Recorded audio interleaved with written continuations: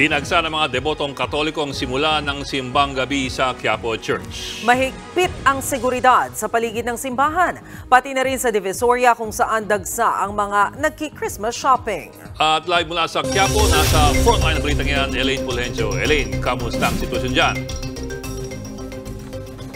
Bok, Mase, kahit na bumuhos ang ulan, libo-libong deboto pa rin ang dumagsa rito sa Quiapo Church para nga sa pagsisimula ng simbang gabi. Samantala, dagsa na rin ang mga namimili sa Divisoria ngayong Friday payday. Kaya naman mahigpit ang pagbabantay ng otoridad para matiyak ang kaligtasan ng lahat.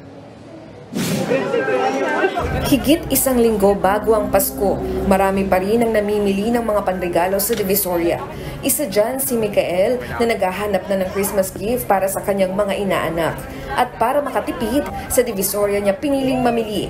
Pero ingat na ingat daw siya sa kanyang mga gamit para hindi manakawan lalo na't sobrang siksikan. Dinayo namin to para mura lang. Ganito ko siya bitbitin yung bag ko. Ganyan. Ganito ko bitbitin kasi takot ako manakawan eh. Bantay sarado naman ng mga pulis at mga barangay tanod ang mga pamilihan sa Divisoria. May nagro-ronda yung mga barangay at saka pulisya. Umiikot naman lahat sila eh. Kaya every hour umiikot yan, nagpapatabi yung mga paninda, lahat ng tao, sinisilip nila kung safe.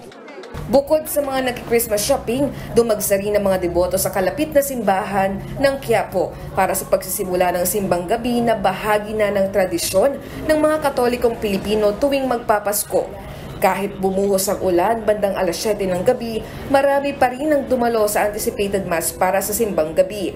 Nananawagan naman ang pamunuan ng Archdiocese of Manila sa mga deboto na sumunod sa standard health protocols, gayang voluntaryong pagsusuot ng face mask para maiwasan ang COVID-19 at iba pang respiratory illness.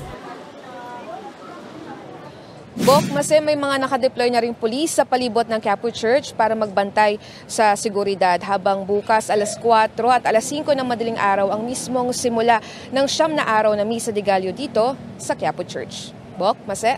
Maraming salamat, Elaine Fulgencio.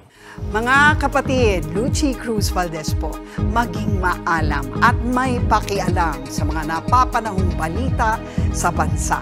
Tumutok at mag-subscribe sa News 5 social media pages.